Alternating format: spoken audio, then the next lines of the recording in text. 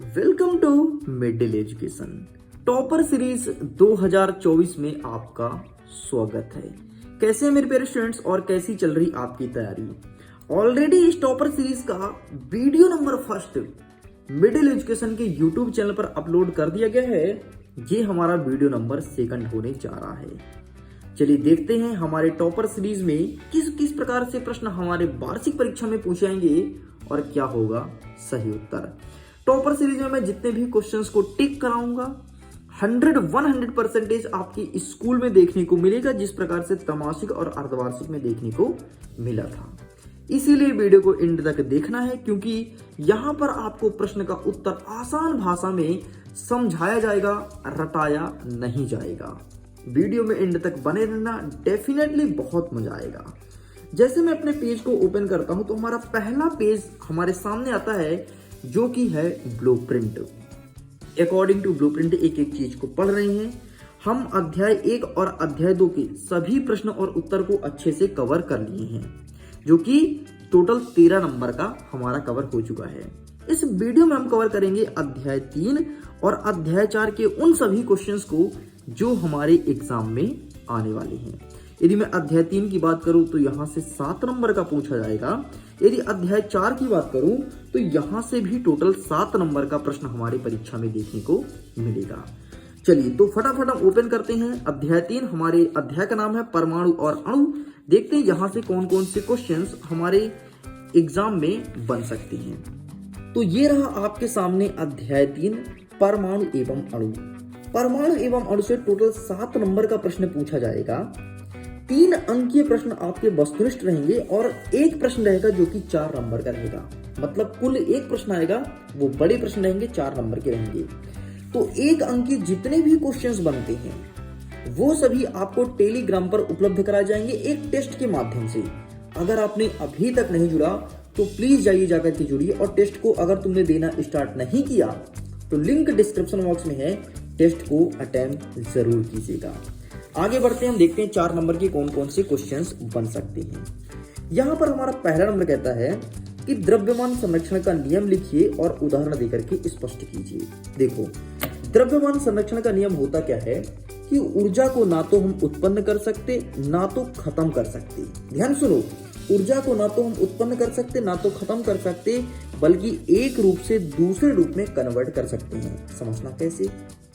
एक बात बताओ, हमारे पूरी पृथ्वी में कहीं ना कहीं मिट्टी है, तो क्या मिट्टी हम सब बनाते हैं?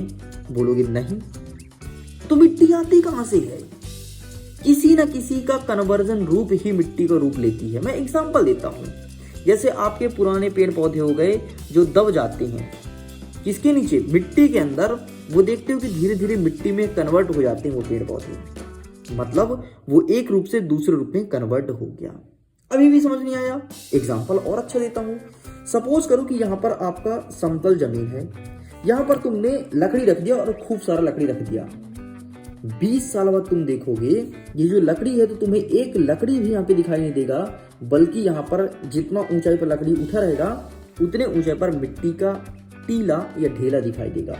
मतलब एक रूप से दूसरे रूप में कन्वर्ट हुआ है, ना तो कोई चीज खत्म हुआ है ना तो कोई चीज उत्पन्न हुआ है। इसे कहते हैं बैलेंस ऑफ लॉ, संतुलन का नियम। इसी की वजह से हमारे पूरे वायुमंडल में संतुलन बना हुआ है।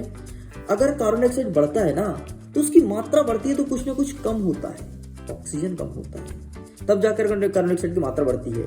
इसे कहते हैं द्रव्यमान संरक्षण का नियम। इसे एक और नाम से जानते हैं ऊर्जा संरक्षण के नियम के नाम से। आप देख सकते हैं यहाँ पर अच्छा एग्जाम्पल दिया है, ठोस का कन्वर्ट हुआ द्रव में। जैसे कि इसका एग्जांपल देखिए, ठोस का द्रव बनना पानी।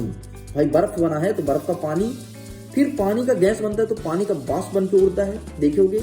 और फिर गैस एकत्रित होता है तो बादल बनता है, और बादल होकर के फिर बारिश होता है बर्फ के रूप में, तो ये हुआ ठोस। इस प्रकार से क्रिया चलती रहती है।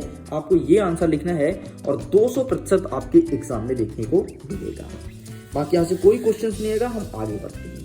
स्थिर अनुपात का नियम नहीं पूछेगा, आप इन्हें स्किप करिए। नेक्स्ट जो प्रश्न है वो जॉन डाल्टन का परमाणु सिद्धांत का प्रमुख बिंदु कौन कौन सा है? इसमें से 4 पॉइंट आपको पढ़ना है। पहला पॉइंट, सभी द्रव्य परमाणु से निर्मित होता है। जितने भी द्रव्य हैं सभी परमाणु से मिलकर के बना हुआ है। हमारा सेकंड नंबर कहता है कि परमाणु अविभाज्य। अविभाज्य का मतलब होता है परमाणु को हम तोड़ नहीं सकते हैं। हाँ भाई सच है। देखो जितना छोटा तुम कण ले लो, जितना छोटा कण ले लो, वो सब तुम्हारा परमाणु है। मैं एग्जांपल देता हूँ, रेत को तुम देख सकते हो ना, रेत के एक कण को तुम उठा सकते हो, वो आपका अणु है। जो चीज तुम्हें दिखाई ना दे, वो परमाणु है। और जो चीज तुम्हें दिखाई देती है बेटा, वो सारे सारे अणु है। तुम छोटी छोटी चीज क्या ले सकते हो? रेत का कण मैं ले लिया, और रेत का कण छोड़ो, उससे भी छोटी जो भी चीज होती होगी, अरे धूल के कण अगर तुम्हारे आंखों से दिखाई देता है तो वो अणु है। परमाणु कभी भी दिखाई नहीं देता है। इसीलिए कहा गया है कि परमाणु अविभाज्य है। भाई जब कोई चीज दिखाई नहीं देती तो उसे कैसे तोड़ोगे? नहीं तोड़ सकते ना। तो परमाणु अविभाज्य है। अविभाज्य सूक्ष्मतम कण है जो रासायनिक अभिक्रिया में ना तो सृजित होते ना ही विनाश होते हैं। आगे बढ़ते हैं नेक्स्ट पॉइंट। दिए गए तत्वों के सभी परमाणुओं का द्रव्यमान एवं रासायनिक गुणधर्म समान होते हैं। ठीक, और एक अंतिम पॉइंट देखिए, वे भिन्न भिन्न तत्वों के परमाणु के द्रव्यमान एवं रासायनिक गुणधर्म भिन्न भिन्न होते हैं। इस प्रकार से आपको 4 पॉइंट लिखना है, बाकी कुछ नहीं आएगा परीक्षा में, आप इन्हें स्किप करिए। आगे बढ़ते हैं, एक प्रश्न और देख लीजिए। परीक्षा में नहीं आएगा, मैं क्लियर बता देता हूँ, लेकिन 1 नंबर का प्रश्न पूछा जा सकता है। प्रश्न क्या है? परमाणु द्रव्यमान को परिभाषित कीजिए। तो कार्बन 12 के समस्थानिक के एक परमाणु द्रव्यमान 1/12 भाग को मानक परमाणु द्रव्यमान इकाई माना जाता है। बस इतना आपको लिखना है, बाकी छोड़ दीजिए, कोई दिक्कत नहीं। नेक्स्ट क्वेश्चन देखिए, प्रश्न क्रमांक 13। द्रव्यमान संरक्षण का नियम, वही जो मैं आपको पहले समझाया वही रिपीट है, यही तुम्हारी परीक्षा में आएगा। और गारंटी के साथ कहता हूं, अगर इस चैप्टर से प्रश्न बनेगा तो केवल यही बनेगा कि क्या होता है आखिरकार द्रव्यमान संरक्षण का नियम। अब देखो, ये स्थिर अनुपात का नियम और डाल्टन का परमाणु सिद्धांत, दोनों चीज आपको बताए हुए ऊपर, वही प्रश्न रिपीट हुआ है। ठीक, तो ये 3 के 3 प्रश्न यहां से रट लेना, बस इतना आपको करना है। एक अंतिम चीज देख लीजिए, इनका यौगिक नाम पूछा है। ये सूत्र दिया है Al2SO4, ठीक, CaCl2, इनका आपको यौगिक नाम बताना है। जैसे Al2SO4 तो एल्यूमिनियम सल्फेट, CaCl2, Ca का मतलब होता है कैल्शियम और Cl मतलब होता है क्लोरीन, और तो क्या हो जाएगा? कैल्शियम क्लोराइड, क्योंकि 2 लगा है ना इसलिए आइड आ गया। ठीक, नेक्स्ट देख लेते हैं K2SO4 मतलब पोटेशियम सल्फेट। ये K जो होता है वो पोटेशियम का सिंबल है, और SO4 मतलब सल्फेट, तो पोटेशियम सल्फेट। KNO3 मतलब पोटेशियम नाइट्रेट। इस प्रकार से आपको लिख के कंप्लीट करना है। चलिए आगे बढ़ते, नेक्स्ट कहता है अध्याय 4। अध्याय 4 कहता है परमाणु की संरचना। यहां से भी टोटल 7 नंबर का पूछा जाएगा। आपके 1 नंबर के 3 प्रश्न देखने को मिलेगा, और यहां से मिलेगा 2 अंकीय प्रश्न, मतलब 2 नंबर के 2 प्रश्न देखने को मिलेंगे। मतलब इस अध्याय से छोटे छोटे प्रश्न पूछे जाएंगे। 1 नंबर के सारे क्वेश्चंस वही आपको टेलीग्राम पर मिलेगा, लिंक डिस्क्रिप्शन बॉक्स में है। टेस्ट के माध्यम से भी आप दे सकते हैं। हम सीधे आगे बढ़ते हैं और 2 नंबर के क्वेश्चंस को कवर करते हैं। एक MP बोर्ड का पसंदीदा क्वेश्चन जो पिछले कई सालों से रिपीट हो रहा है, वो प्रश्न है रदरफोर्ड के परमाणु मॉडल की कमियां बताइए। केवल 2 कमियां आपको पढ़ना है, क्योंकि प्रश्न पूछेगा 2 नंबर का। तो पहला नंबर लिखना है, यह मॉडल परमाणु के स्थायित्व की व्याख्या करने में असमर्थ है। सेकंड नंबर कहना है कि यह मॉडल तत्वों के लाइन स्पेक्ट्रम की व्याख्या नहीं कर पाया। इस प्रकार से 2 बिंदु आपको लिखना है। आगे बढ़ते हैं, नेक्स्ट कहता है संयोजकता किसे कहते हैं? तो किसी तत्व के परमाणुओं की मिलकर अणुओं की बनने की प्रवृत्ति एवं अपने बाह्यतम कक्षा को पूर्ण करने की क्षमता उसकी संयोजकता कहलाती है। ठीक, तो संयोजकता तो नहीं पूछेगा, लेकिन एक चीज पूछता है कि समस्थानिक और समभारिक किसे कहते हैं। देखो समस्थानिक नाम से सुनना, समस्थानिक मतलब जिसका स्थान समान हो, मतलब जिसका परमाणु क्रमांक समान हो। अरे भाई स्थान समान है मतलब परमाणु क्रमांक समान है। तो समस्थानिक मतलब जिसका परमाणु क्रमांक समान हो, जिसका स्थान समान हो मतलब परमाणु क्रमांक समान हो, और जिसका परमाणु भार भिन्न भिन्न हो, उसे समस्थानिक कहते हैं। अच्छा, समभारिक किसे कहते हैं? नाम में क्या लिखा है? समभारिक। देखो समस्थानिक वाला प्रश्न पूछा है, समभारिक वाला प्रश्न पूछा है, मैं समझा देता हूँ। नाम से कि स्पष्ट है, समभारिक मतलब जिसका भार समान हो। भार मतलब क्या होता है? परमाणु द्रव्यमान समान हो। तो इसका परिभाषा बनेगा जिसका परमाणु द्रव्यमान समान हो और परमाणु क्रमांक अलग अलग हो, उसे समभारिक कहते हैं। और समस्थानिक उसे कहते हैं जिसका परमाणु क्रमांक समान हो और परमाणु भार भिन्न भिन्न हो। इस प्रकार से आपको समस्थानिक और समभारिक लिखना है। ये आपके 2 नंबर का प्रश्न पूछा जाता है और मोस्ट ऑफ द केसेस में ये अंतर पूछता है। तो अंतर आपको अच्छे से प्रिपेयर करना है, मैं दिखाऊंगा भी, टेंशन मत लो। आगे बढ़ते हैं नेक्स्ट। थॉमस का परमाणु कभी नहीं पूछा, स्किप करिए, ठीक है। नेक्स्ट यहाँ से कोई भी क्वेश्चन नहीं आएगा। आगे आपको प्रिपेयर करना है, तो ये रहा भाई साहब आपका प्रश्न नंबर 5, समस्थानिक और समहारिक में अंतर बताइए। मैंने अभी अभी आपको समझाया, इसे अच्छे से प्रिपेयर करना है। आगे बढ़ते हैं, यहाँ से कोई भी क्वेश्चन नहीं बनेगा। नेक्स्ट प्रश्न जो बनेगा वो है बोर के परमाणु मॉडल की कमियां बताइए। तो देखो, बोर ने निम्नलिखित अवधारणा प्रस्तुत की। अवधारणाएं कौन कौन सी हैं आप देख सकते हैं। पहला नंबर कहता है इलेक्ट्रॉन केवल कुछ निश्चित कक्षा में ही चक्कर लगाते हैं। ऐसा मैं नहीं कहता, ऐसा बोर कहते हैं। नेक्स्ट सेकंड नंबर कहता है जब इलेक्ट्रॉन इस विविक्तर चक्कर में चक्कर लगाते हैं, विविक्तर कक्षा में चक्कर लगाते हैं तो इनकी ऊर्जा विकिरण नहीं होती, मतलब ऊर्जा हानि नहीं होती। एंड नेक्स्ट कहता है इन कक्षाओं को ऊर्जा स्तर कहते हैं। ऊर्जा स्तर किसे कहते हैं? जहां चक्कर लगाते हैं उसे ऊर्जा स्तर कहते हैं। और इसकी कई कक्षाएं होती हैं, जैसे KLMNOPQ, इतना जाता है। 8 कक्षाएं होती हैं मेनली, ठीक है, 1 से लेकर के 8 तक।